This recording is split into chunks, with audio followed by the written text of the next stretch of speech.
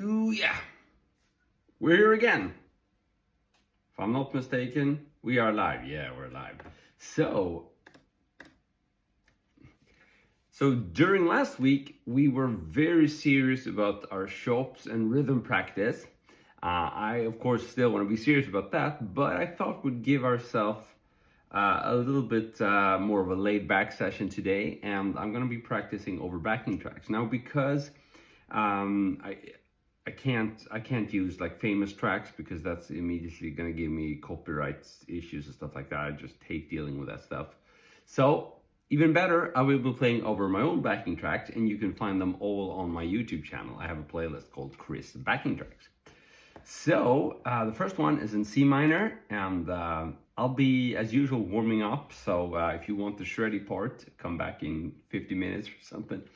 But I think it's kind of valuable to just, share this moment when we warm up as well, because I think it's something that gets overlooked a lot.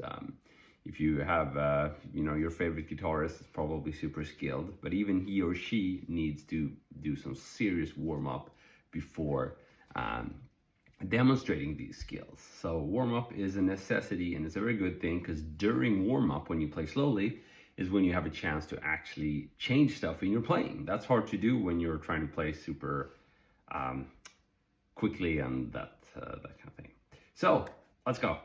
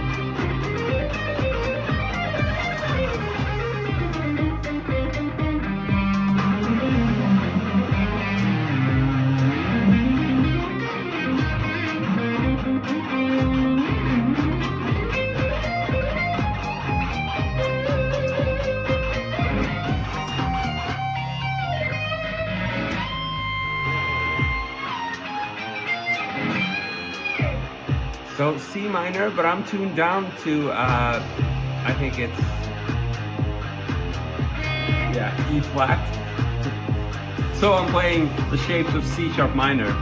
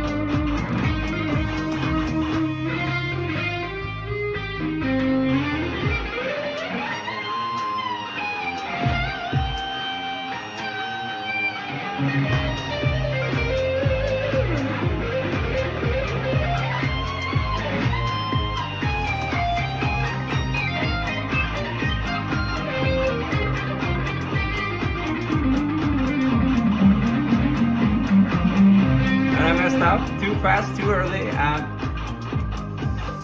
I was saying, this is a good opportunity for me to, maybe do lines at this tempo.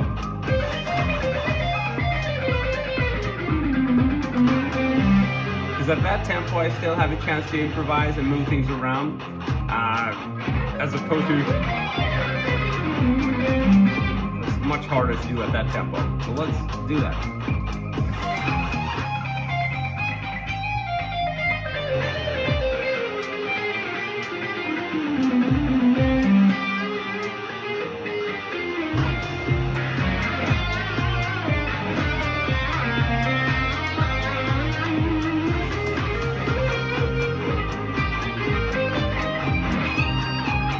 G-String Theory on Instagram. Thanks for your great words, man.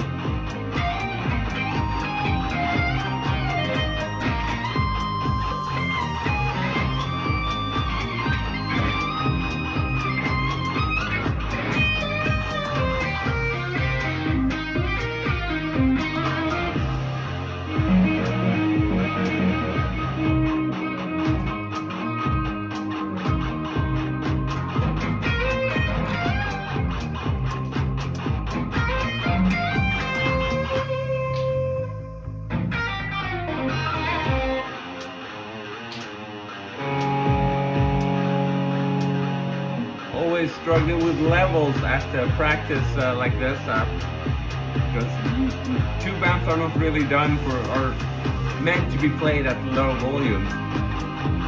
Messi is perfect. Play guitar too, and great like football. Why not?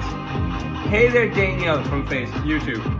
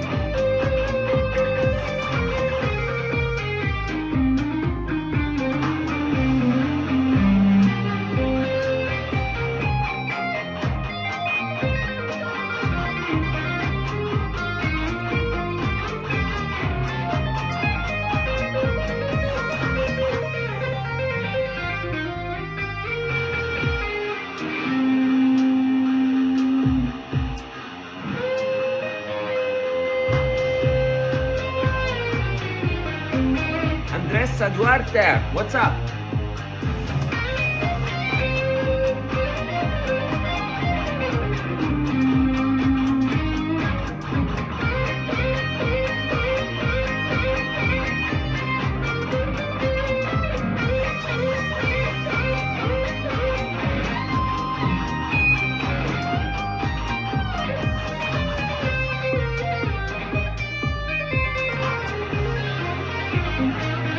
Thank you, Vishwas from Instagram.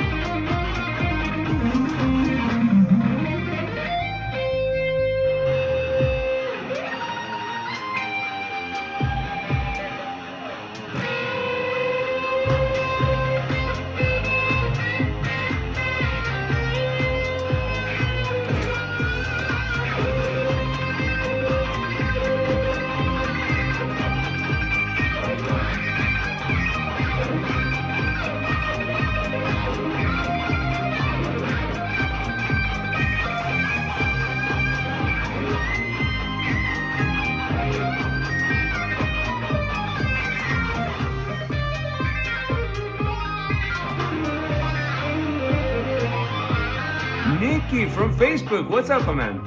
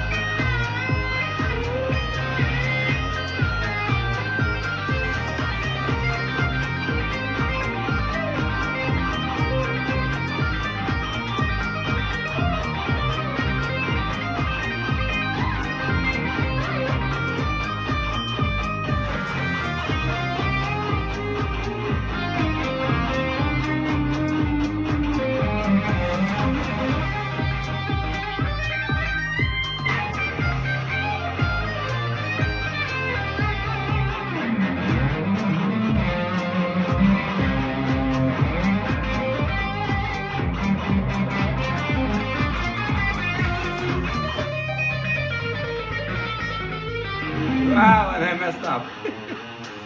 Okay, this is good fun. So I've been playing the 7/4 metal hybrid backing track in C minor on my channel. Andres, I don't know Silverchair very well. You know, what I've heard is cool, but I think they released like one album back in the grunge days. I listened to a lot of grunge, but never really Silverchair.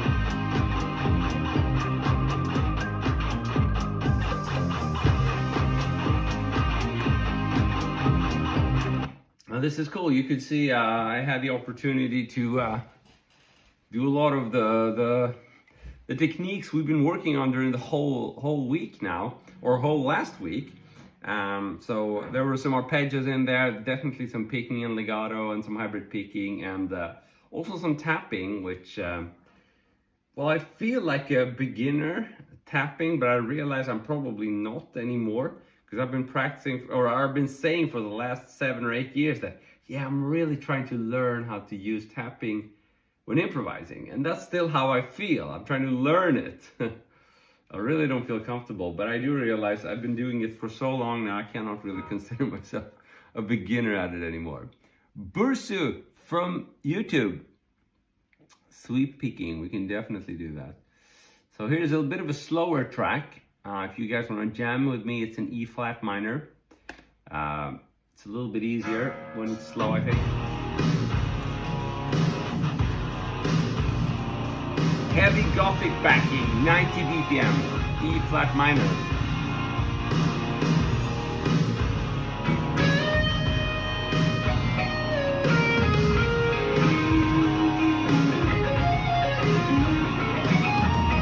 As for you, Bursu, we're still warming up.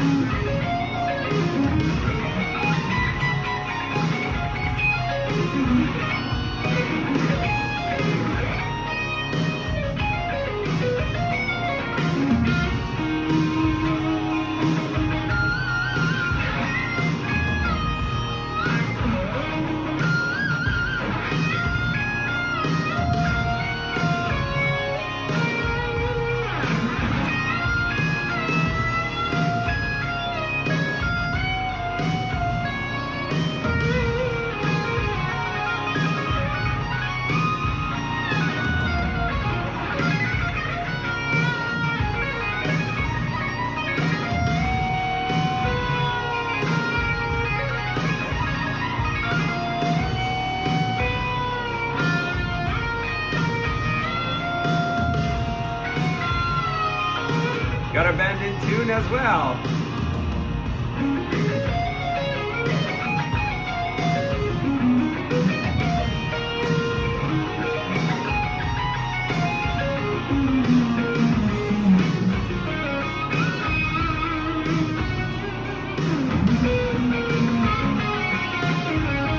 Oh, I gotta work on that. That's a cool idea. So let's do some.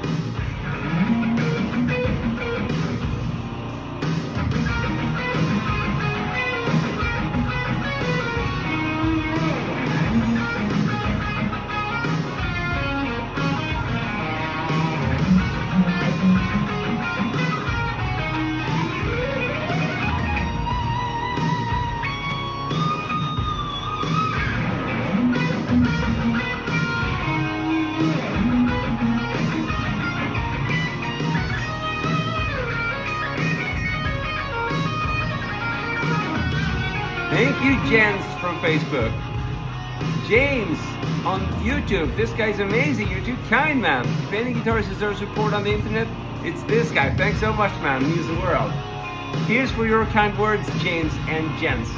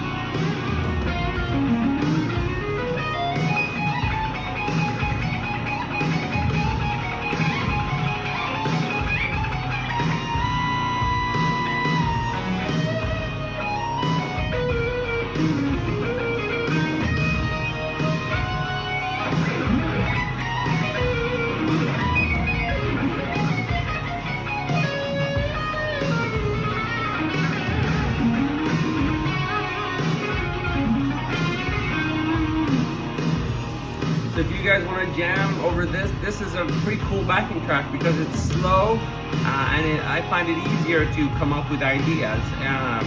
So it's on my YouTube channel. It's called Heavy Gothic Backing 90 BPM.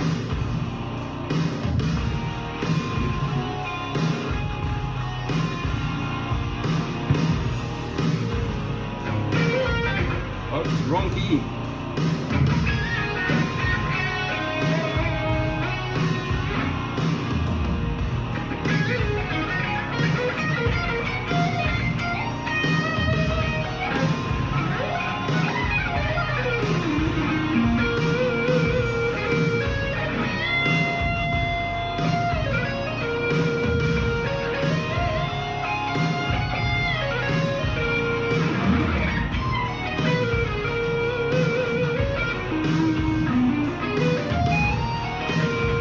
Try to weave in some diminished in there as well.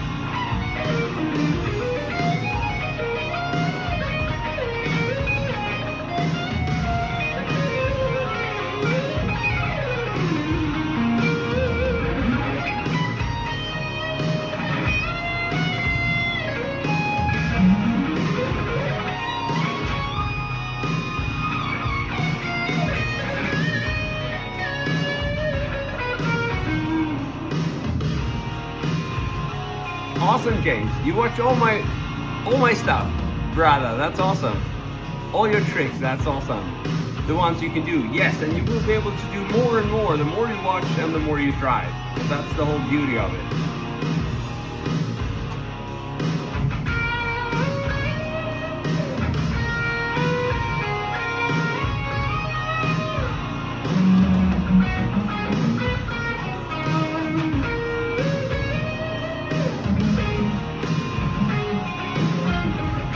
I have an idea and I messed up.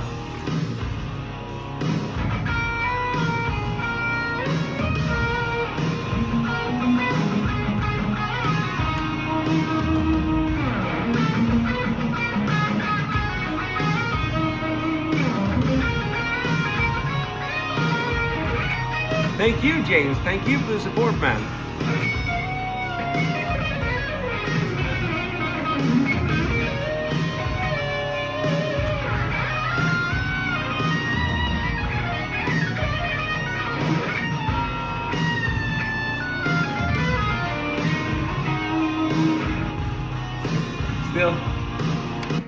Okay, I'm still struggling a little bit here. We've been playing for 20 minutes and I'm attempting more and more challenging stuff, which means I'm failing more and more often as well. It's a dangerous but potent mix. But what was I gonna say? I forgot. Oh yeah, that's what I was gonna say. I have this octave thing that I discovered on the previous backing. I've never really given it any time.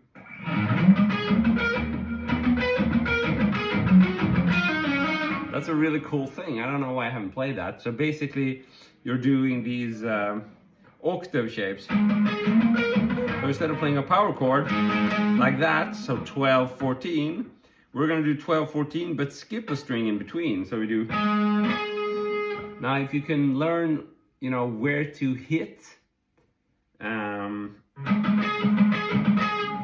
know, it's always hard with the string skip, but this kind of thing sticks out because there's an octave in between.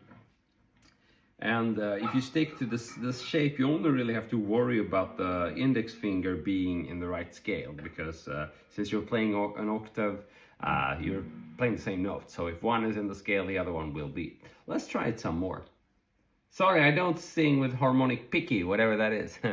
Art of Guitar, that's isn't that the Eric Johnson instructional video? I do a little bit of Eric Johnson. So it will be this kind of thing, you know, which I got from him. But let's try those octaves. That's nice.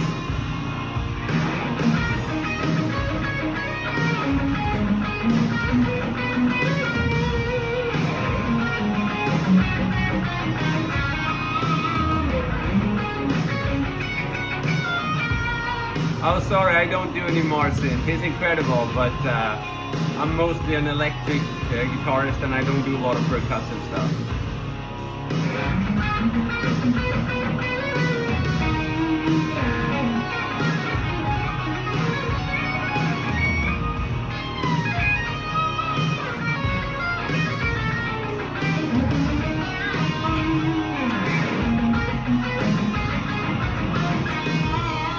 So I want to get better at those octaves. It's a really cool melody tool.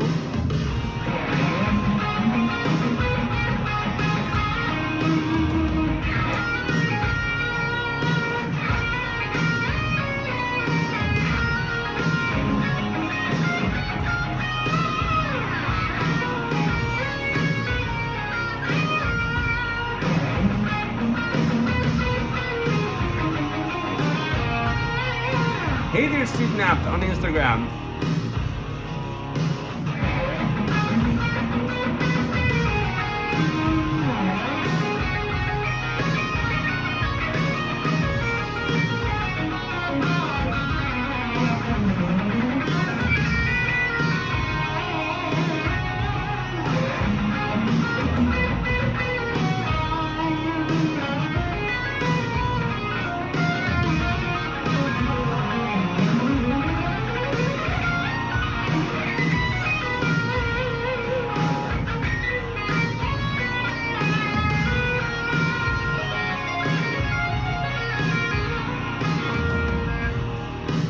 Stop.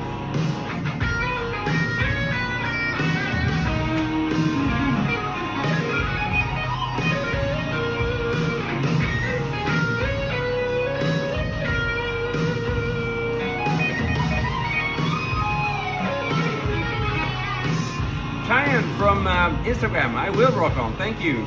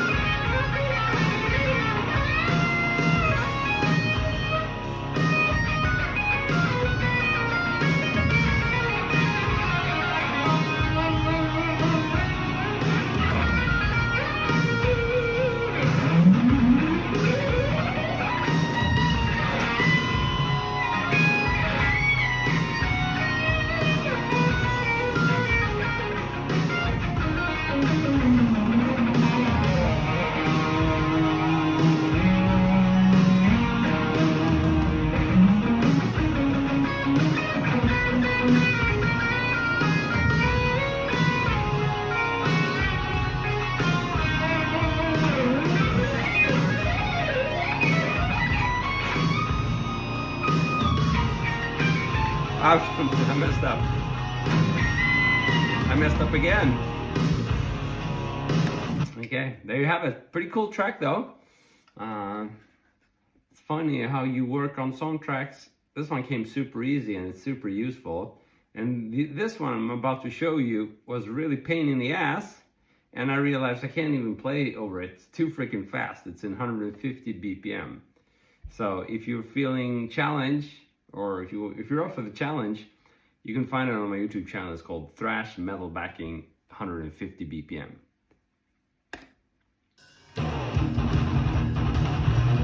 Too fast.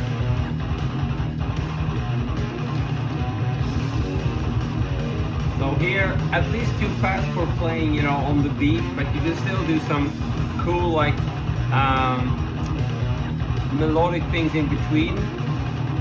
Cool, James. See you later. Thanks again for the support. Hey, Jesus from Facebook. What's up? Let's try.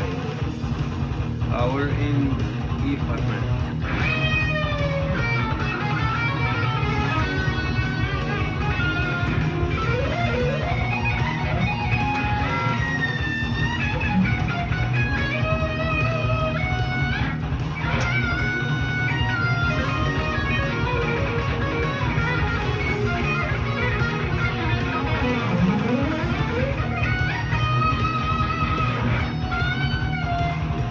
again.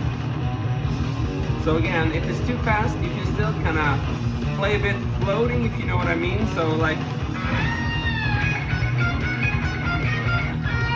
I can work for a while, but then it definitely sounds cool if you can play something that is tight to the beat, to the rhythm. And that's the hard part when it's in 150 BPM, but I'll try a little bit more. Jesus loves my brother, thanks, or loves, you love my lessons. I don't have a brother.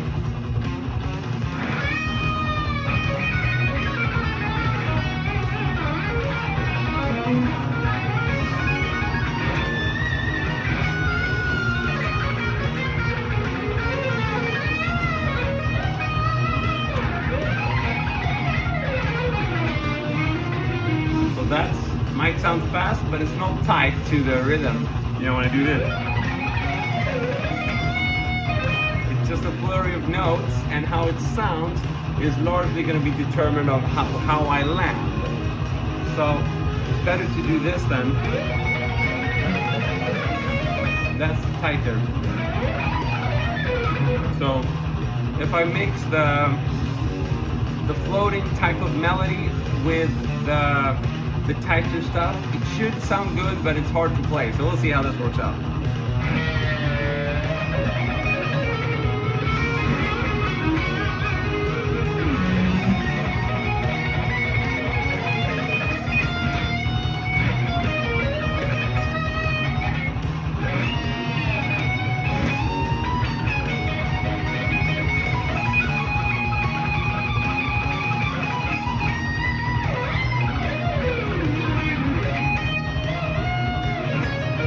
After that, you have to rest your dying hand.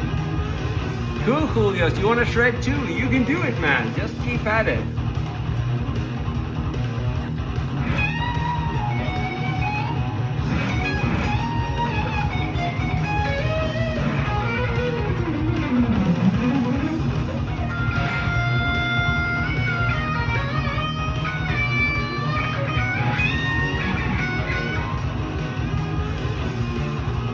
I'm gonna switch guitars.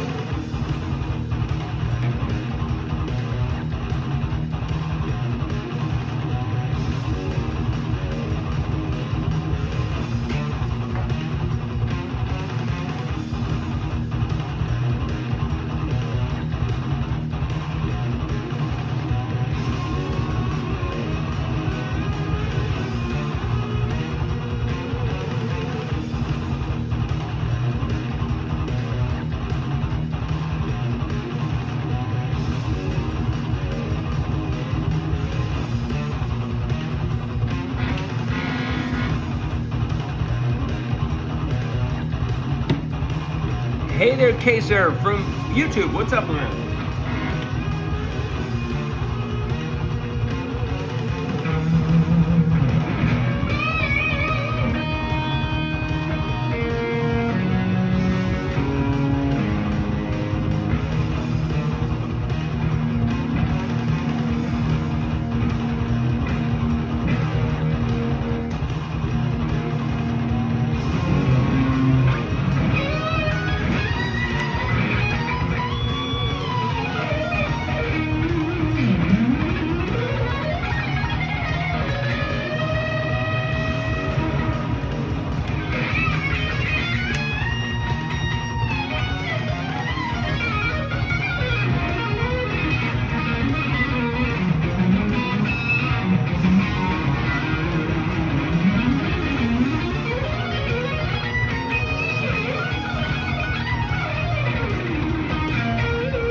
Julio's always watching my content. Thanks, man.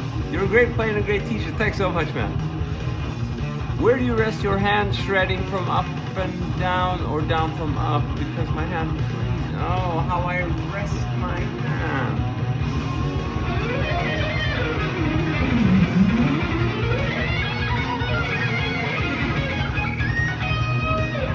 That's a tricky question. You're referring to going from the low to the high strings, I assume, or the opposite. So like...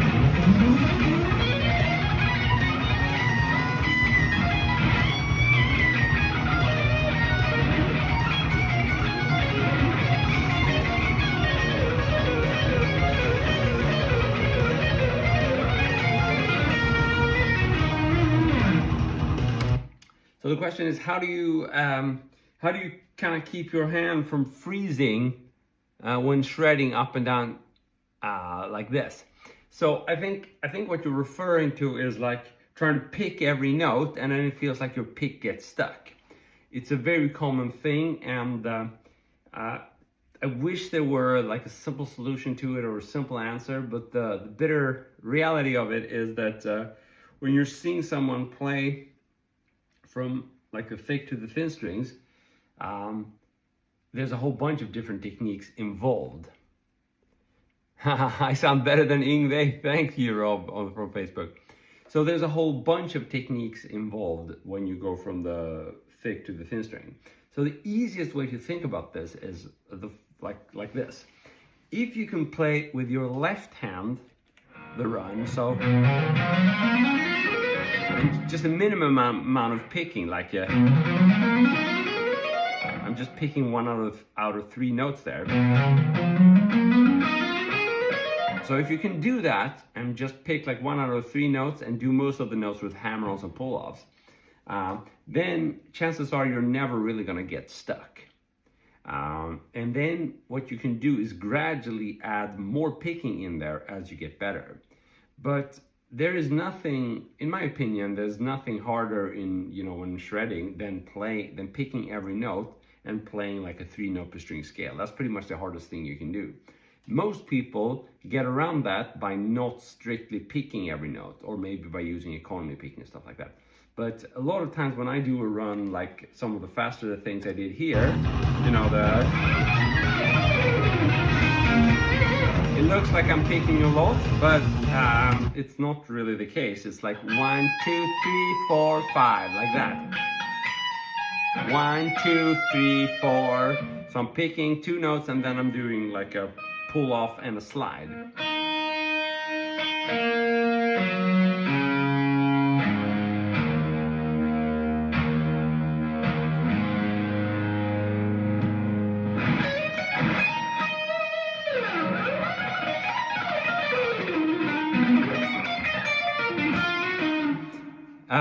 Ben the beekeeper, who do you keep bees? So this is a Fender American Deluxe. It's a 50th anniversary reissue something, so slightly different choice of wood. I think like swamp ash instead of alder. But it's pretty much an American Deluxe, and it has this S1 switch here. What is a sandal? Please make a sandal maker. Sorry man, really don't understand what that means. I wish I did. Sounds like fun. Okay, let's do some more.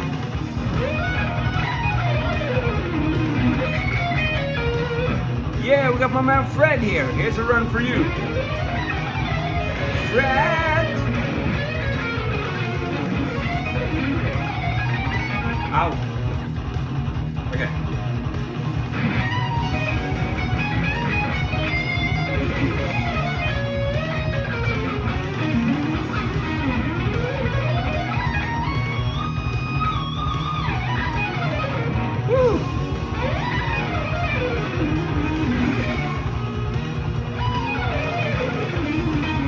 I'm trying to play a little bit too fast and I'm not really warmed up. So I think I should continue doing what I did earlier and just try to come up with some melodic ideas and don't overdo the picking.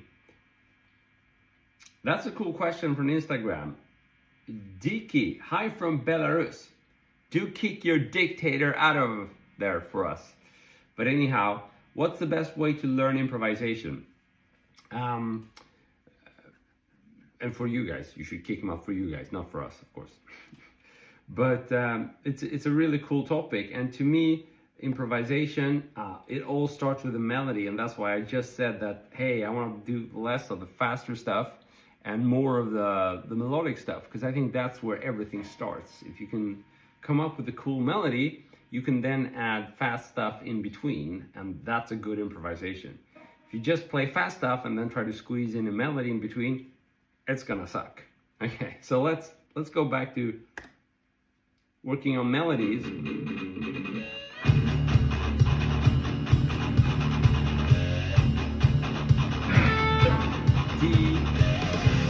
D minor, it says D minor.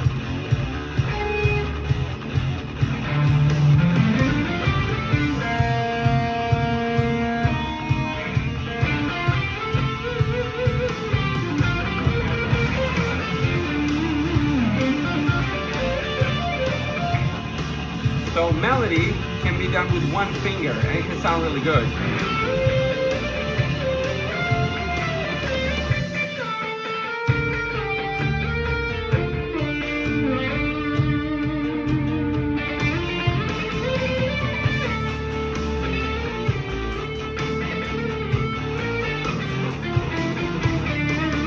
So this is a good way to start. Anybody can play with one finger, I think.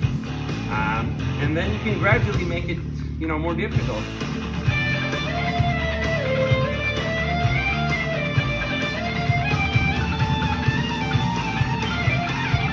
That's a big skip, I do realize that. But again, it all starts with melody.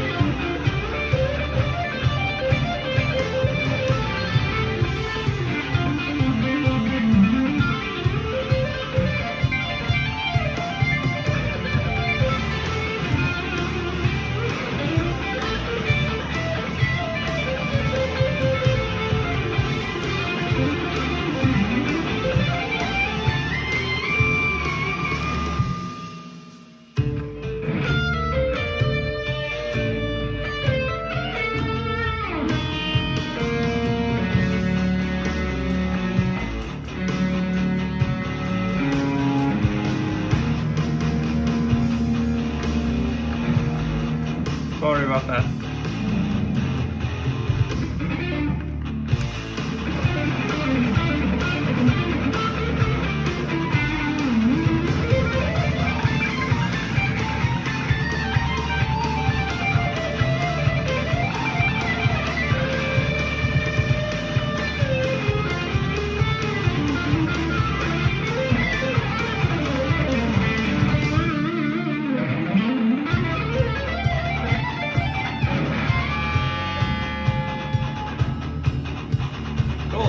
Lots of cool questions coming in now. I think on YouTube and on Facebook here. One of them is, how many hours do you practice a day? I think probably an average of 1 to 2 hours. No, more probably, because that's what I've been doing with you guys in the stream, but I don't always practice them. I speak a lot like I do now. So I guess we can't count that as practice, that's teaching. But I guess, 1 to 2 hours per day of strict practicing.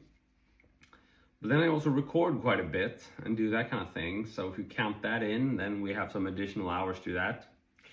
So strict practice 1 to 2 hours, and then maybe another 2 hours of recording. This is like an average day, I would say.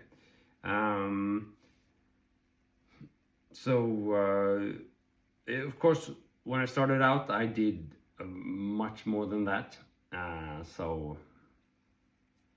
But now my practicing is more focused towards fixing my problem areas, such as timing and, to a certain amount, like cleanliness and precision and that kind of thing. And then being creative. So it's a bit simplified. When I started out, it was like, 8 or 10 hours per day, and 1 hour arpeggio, 1 hour legato, 1 hour picking, 1 hour this and that. So I definitely don't do that. It's more like, how can I fix obvious mistakes in my playing?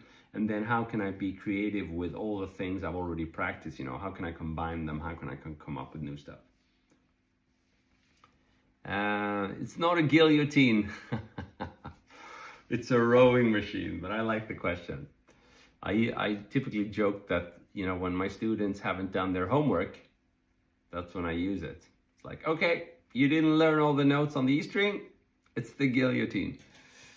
I don't know Pirates of the Caribbean. So, Diki Sergey. So it should be pentatonic but slow at first with accent of melody. Yes, that's one way to do it, but working on improvisation is a huge topic. So if that's really your goal, then I would recommend you try to practice a lot of the standard stuff, like the pentatonic scale, maybe like some technique exercise, like some picking. Practice that in an improvised setting. So, you can practice.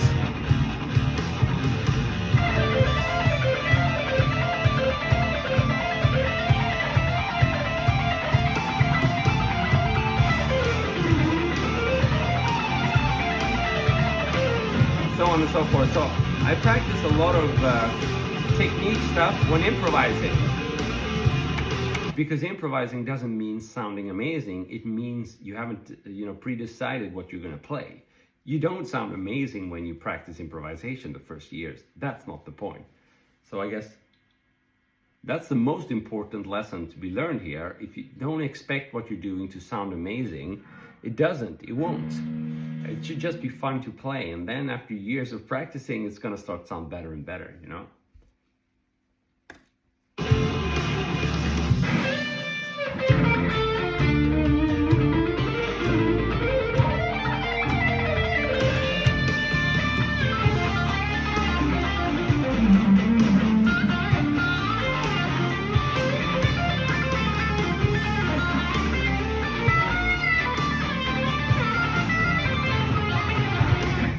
Cool. So we have Dead Man's Wife about taking requests. You can definitely request stuff, but I'm not an ordinary guitarist in the sense that I play songs or know songs. I don't care about playing songs. I like listening to songs, but when it comes to playing guitar, it's deeply personal to me, and I just can't be bothered playing someone else's stuff. It just doesn't make sense to me. I just want to play what I want to play, if that makes sense. So no, I don't do song requests, but that's because I don't play songs. So I can't do something which I can't play. That's not gonna make sense. So yeah, with some exceptions.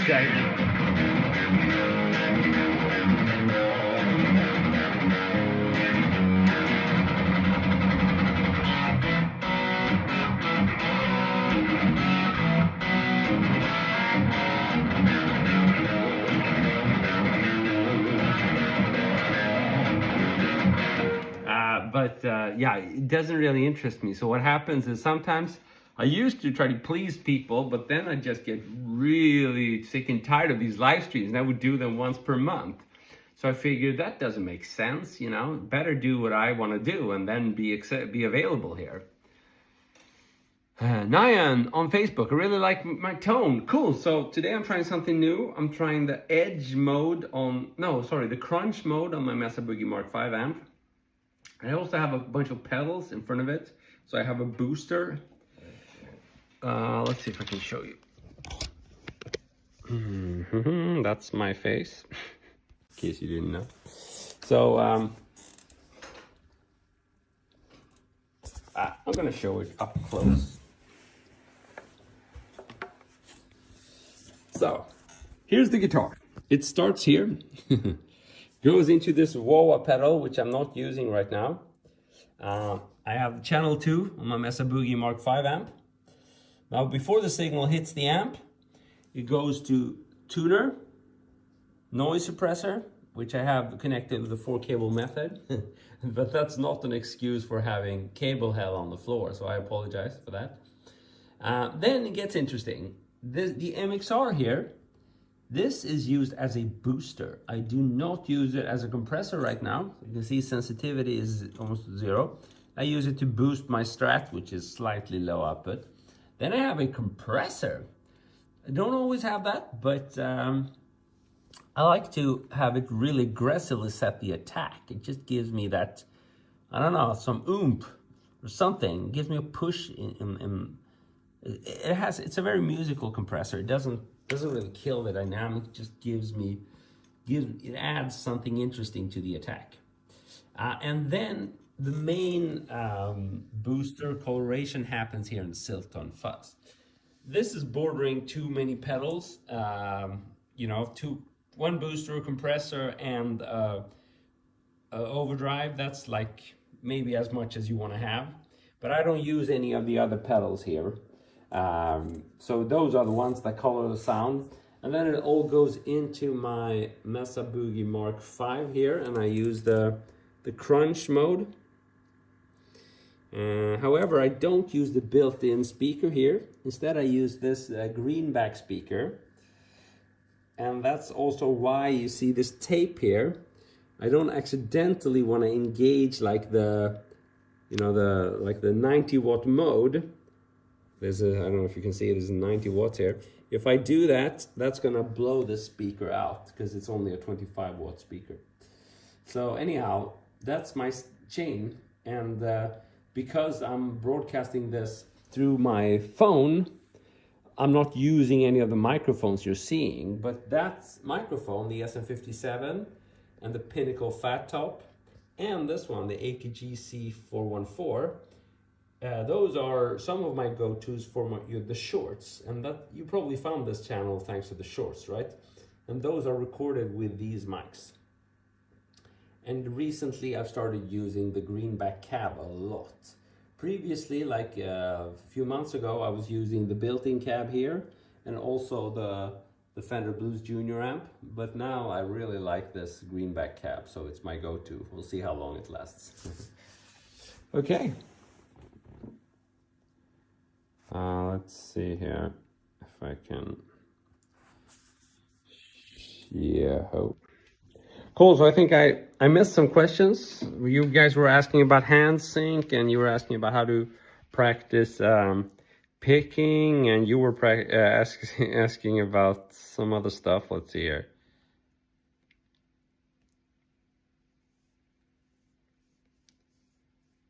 Yeah, picking and now legato. Cool.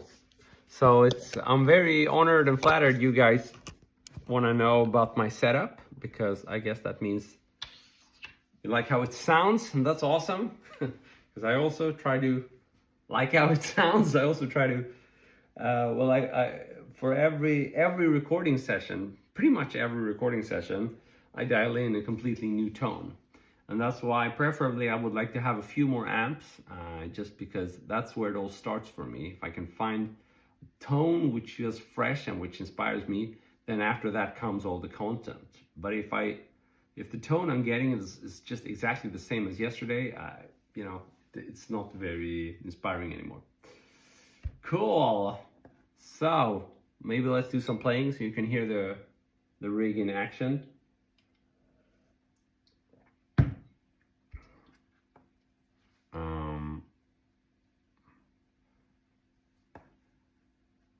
Do another one.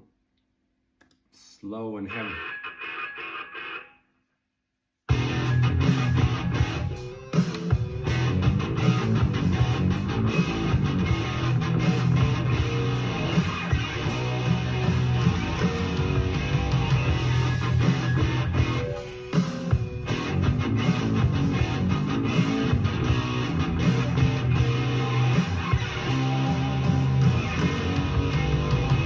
Oh, Guitar Guru, then you've been around for a long time, man. Thanks so much.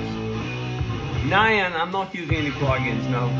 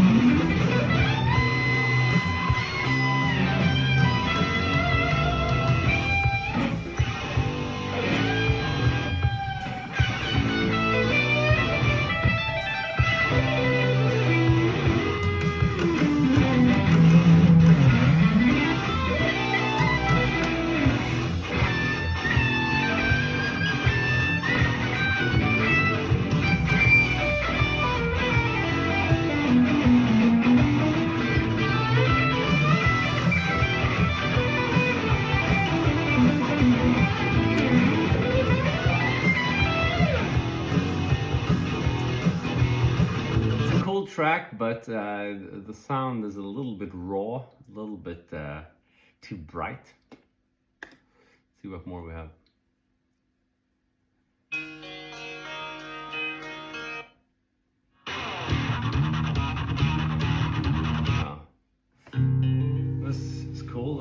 Tool style C minor. I don't know if it sounds like Tool, but I think the backing's okay.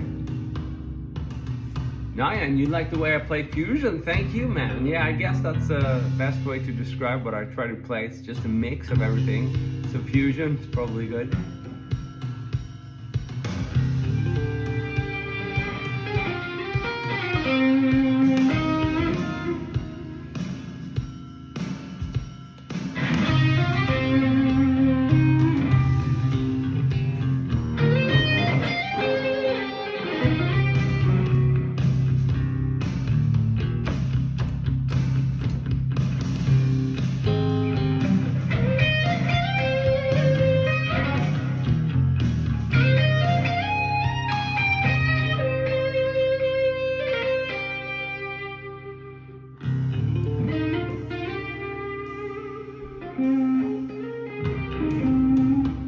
You didn't come here to hear other artists' music. Go, Chris. Thanks, man. Thanks so much. Oh, Jeff, you also found me because of my sweep picking videos. That's awesome. So that must have been a very long time ago.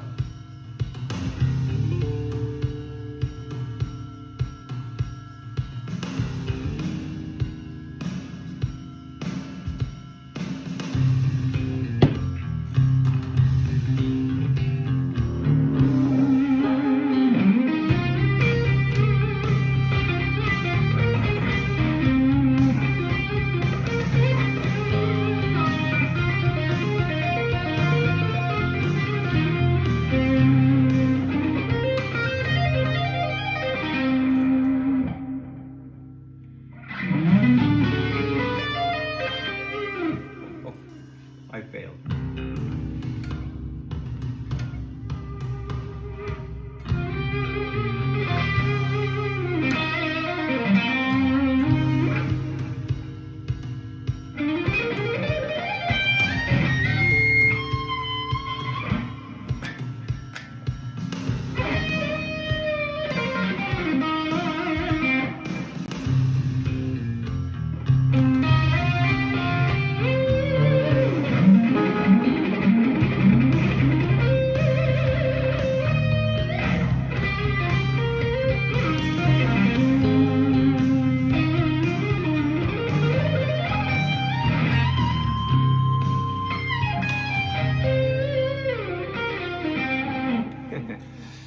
Thank you, Ganon's Dad. This is a nice strat, yes, and I scalloped it, which made it even nicer.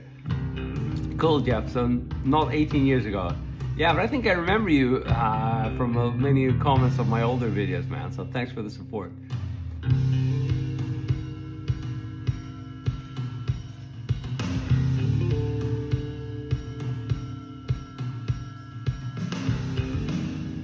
Cool, we got another question about improvisation.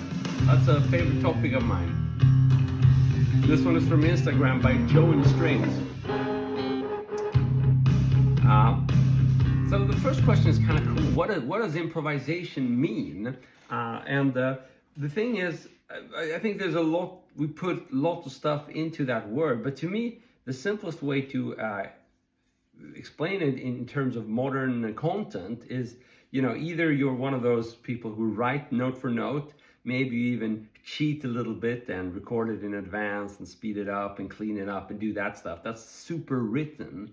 I'm joking saying cheating. I mean, these are all modern tools. So if you want to cheat, that's fine. But, you know, that's kind of the opposite of improvisation, where you don't really know what's going to happen when you sit down and play. And I wish I were better at sitting down and writing stuff, because I have a lot of melodies in my head, but I get bored whenever I do that. So I don't do that anymore. You can find a couple of songs from a long time ago on my channel where I did write every note and just polished it. But I can't do that these days because, you know, for one, it takes ages. So I would sit for like 2 months with one song, and then I would have to not do any other content. And I make a living out of this, so that's not even possible now. But also, again, it's not that stimulating for me now, so I'm trying to find new ways to writing stuff. But for now, all I do is improvise, and I write some backing tracks. But those are like quick stuff, like what you're hearing now. Just quick recordings, with all I care about is find a little bit of groove so I can jam and improvise. So that's what I wanted to say. I think it's just a matter of how you look at creating content. That's one way to describe it.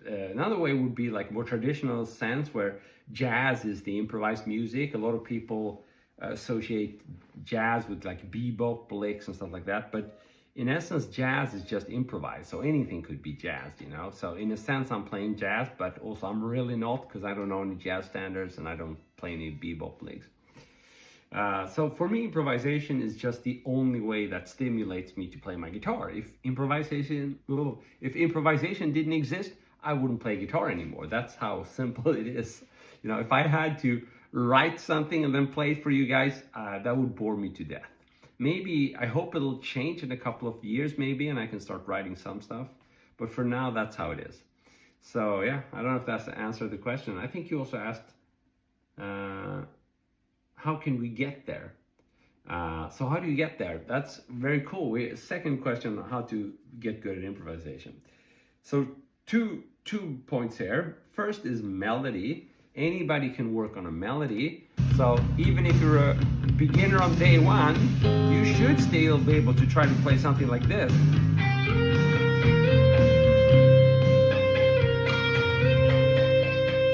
It won't sound very good, but you're improvising. So that's the first thing, work on melody. The second thing is, as soon as you get more advanced, you will wanna basically practice everything in an improvised setting. So if you're gonna work on your pentatonic licks, well, you're gonna improvise, you know? And that just means you haven't decided what to do. It doesn't mean your pentatonic licks need to sound amazing, because they won't if you're practicing. If they do, you don't need practicing, right? So it's just a matter of not repeating. If I'm practicing a lick, let's see if we can get. So instead of doing,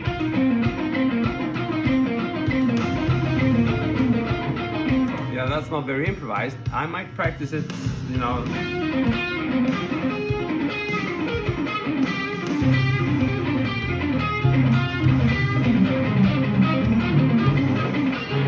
Try to improvise around. Now that, you know, all the same rules apply. You shouldn't push speed and all that. It's just the same. It's the same, but you're just practicing in an improvised setting. That's like when you get more intermediate to advanced.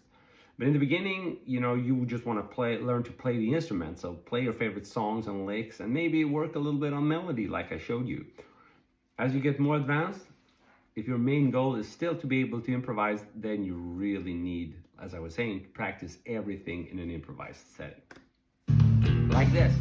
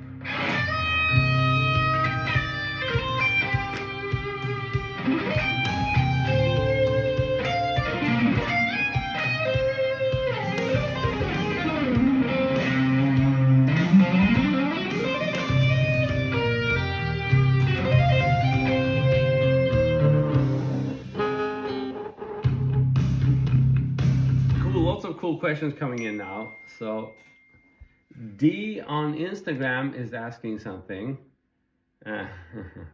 And he's asking, daily warm-up is important. When I go for warm-up, it takes 1 hour because for fret exercise and scales, it takes a lot of time.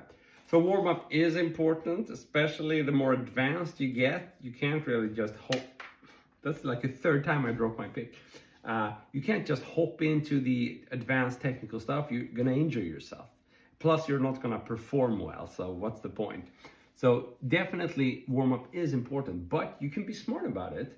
I think for me, warm-up is the time of the day when I learn the most. Because you're warming up, you're playing slowly, you have a chance to, think of what you're doing and improvise more than you would typically do.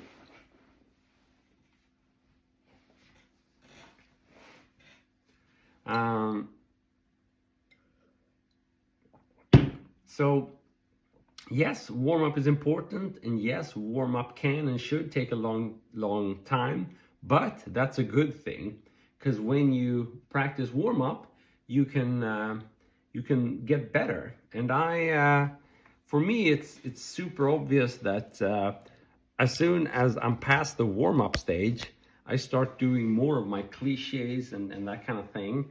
I think my playing is more fresh and more innovative when I'm warming up, when I'm playing slowly, It might not sound as fancy, but to me, that's actually the most interesting part of the day, Let's try this one, orchestral chill bop, also from my backing tracks on YouTube. Now, I don't think there's any guitar here. I was just trying out the new features in Logic Pro and instruments.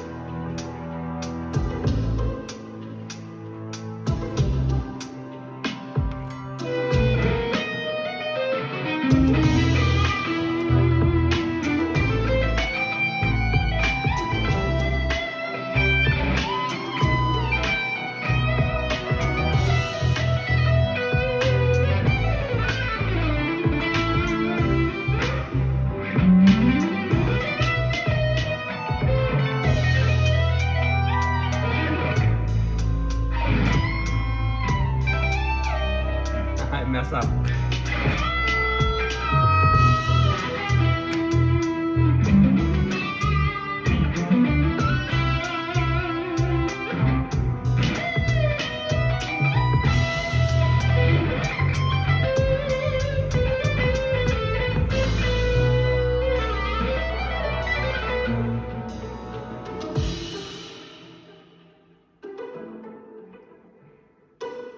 Didn't really have a groove, but it was fun. I think I did this like this summer. Should have had more like doom, doom, doom, so it pushes the pulse a little bit more.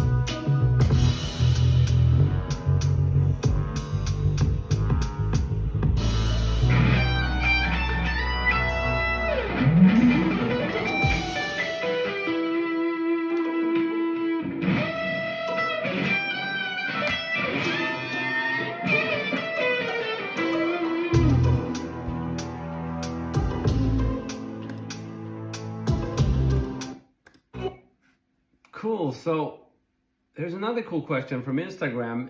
D is asking what you think when create solos for a song.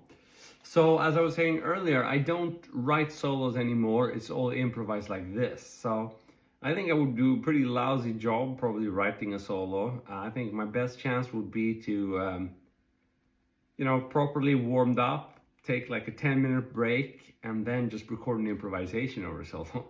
And listen a lot to the track and, be comfortable with it.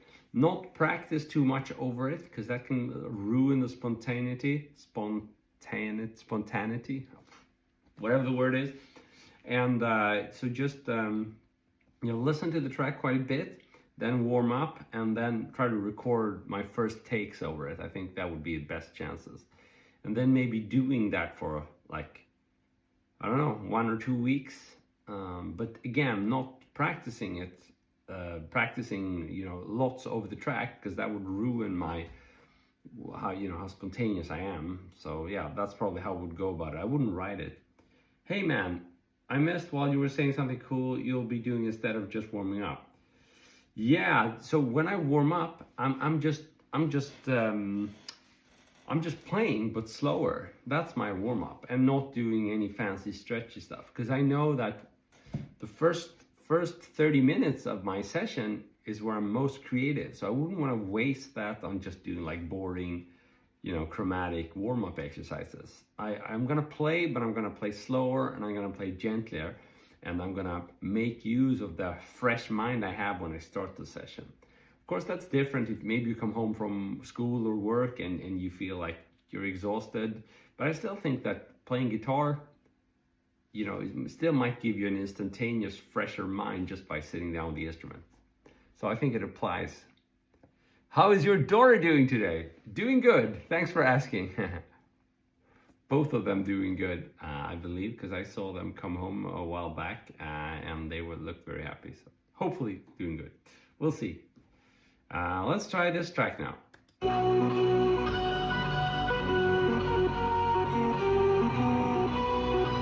B minor. Sounds like fun.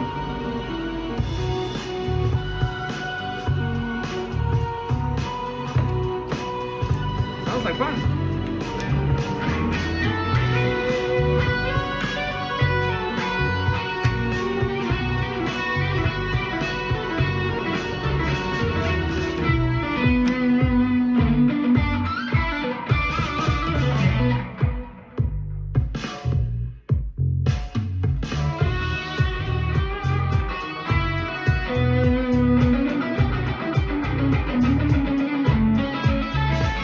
Oh, spontaneity.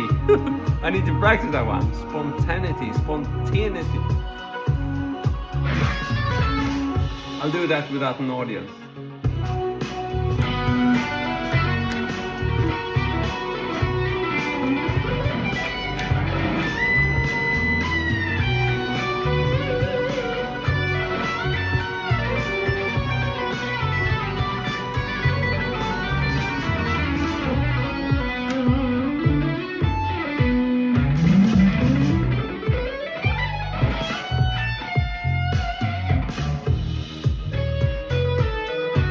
There's a change of key, and I don't think I wrote it down.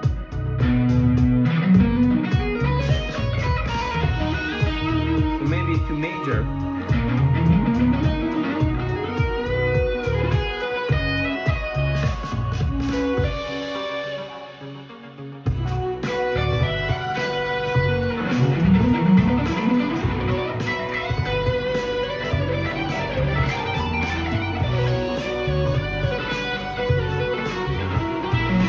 Spontaneity.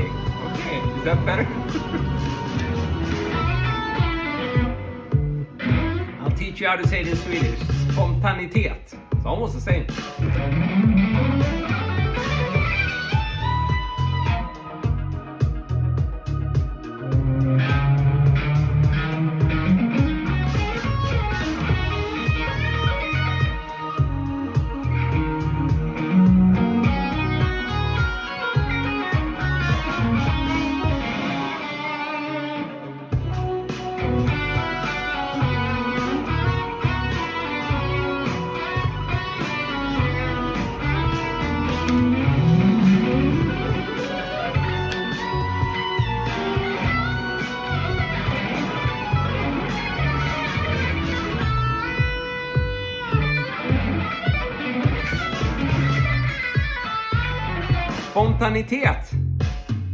Spontanitet. Let's see here. Dark Chill jam track. It was good, but I should have documented that key change a little bit better. Ambient piano meets epic synth. That sounds like fun. 70 BPM, that could be good.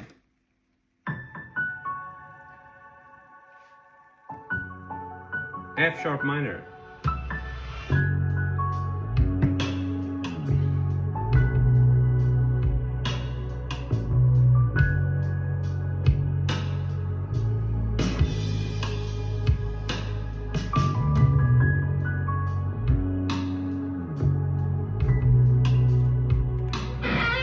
Oops. F sharp minor.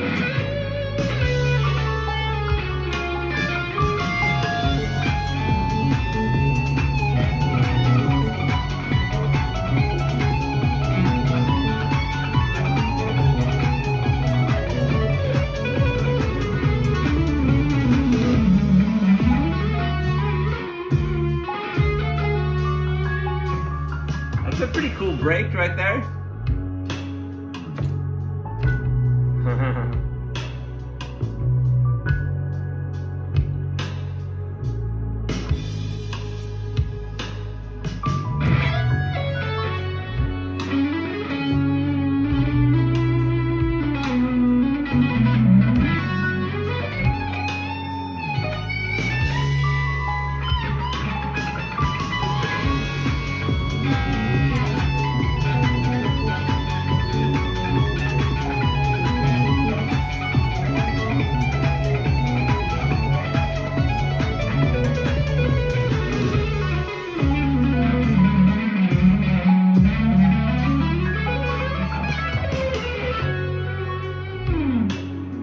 This is a very fun backing track. I did it like half a year ago or more. It's called Ambient Piano Meets Epic Synth. But it's fun because it has that extreme tempo shift, and I don't know, there's something about, I think it's also changing dynamic at the same time, just makes it more interesting to play over. So we have an interesting question here by Vasily. For someone that is not talented but wants to shred, should he give up? I have good news for you, and ×2. You don't need any talent to shred. That's the number one. Number two is I don't believe in natural talent even for the non-shredding stuff. I believe in lots of things, but I don't believe in being born with an ability. And it's a big topic, and as soon as you say this, people are like, Mozart. Because Mozart, that's the best argument in the world. But Mozart was drilled from forever, from early age, and I think there are stuff you can get a good baggage with you that is going to allow you to learn faster. I agree with that, but I don't think you're born with it. I don't think it's biological. I think it's totally up to the input you've received up to that point. And again, back to Mozart, I think he got certain amount of input from his, genius dad. Of course he did. Does that mean he was born with it? I don't think so. Many people will probably disagree, but I don't think so.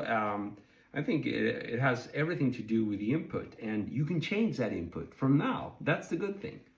Of course, you're more susceptible to change, and that's a big thing. So if you're not wanting to change your habits, we could equate that with not having any talent. So that's why I said I believe in lots of things, and you have to be able to question yourself on a daily basis and change your habits. That's hard for people, but it has nothing to do with natural talent.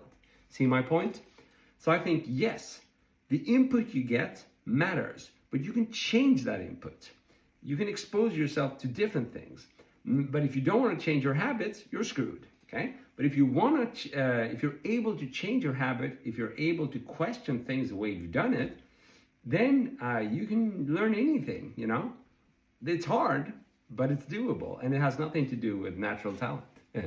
That's a little bit of a rant here, but I believe that stuff, so I wanted to speak about it.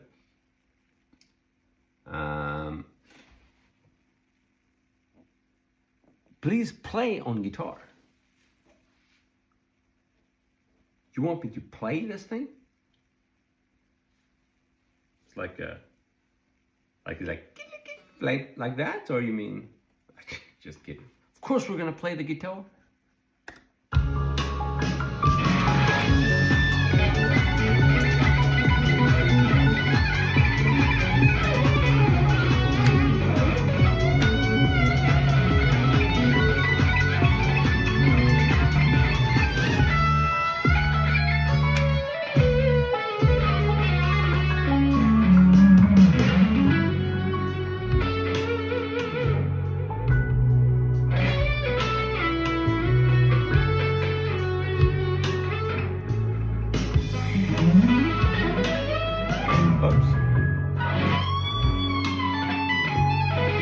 Sounded like a dying cat there for a while.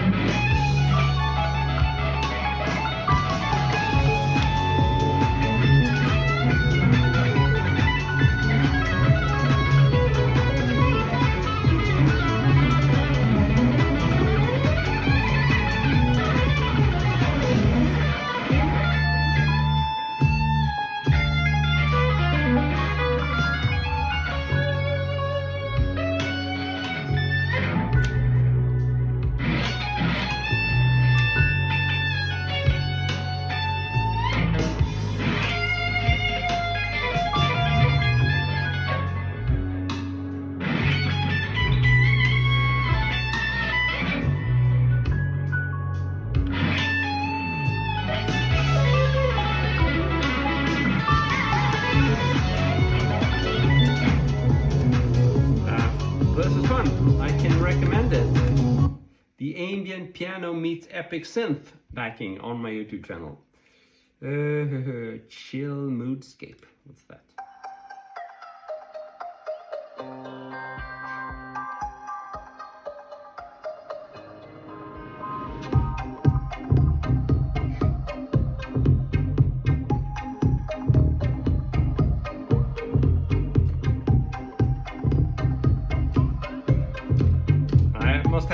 I must have had some very creative sessions there.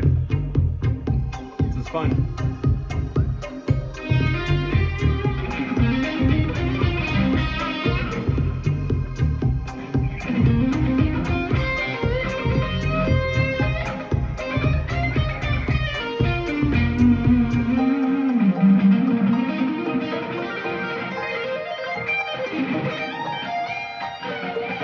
Seems I can't bend in tune though.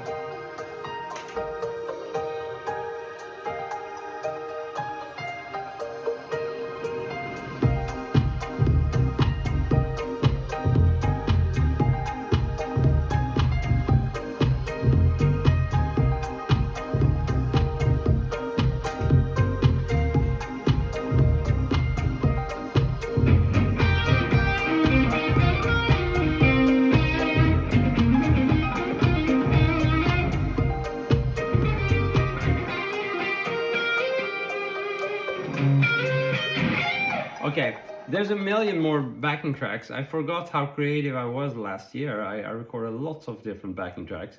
So instead of kind of butchering them now as I'm getting tired, I think I'm going to save them for another session. But again, if you guys want to check it out, it's all on my Chris Backing Tracks playlist on my YouTube channel. So thanks so much for being here and being around and being positive. So many positive comments, encouraging comments. It means the world to me. You're too kind. And I really hope that I've been able to give some of that back and inspired you to maybe work a little bit more on your improvisation or your jamming, whatever. There are a bunch of slower backing tracks in here. So when it says BPM, it's like it says a number and it says BPM. If it's like below 90 BPM, it's getting pretty slow. So search for those, 90 BPM, 85 BPM, 70 BPM. Those are good. Today is your birthday. Oh, UPS is delivering a cake. You're not 44 like me. Are there other ages? So congratulations, man. I wish I could play Happy Birthday. I could sing the first verse.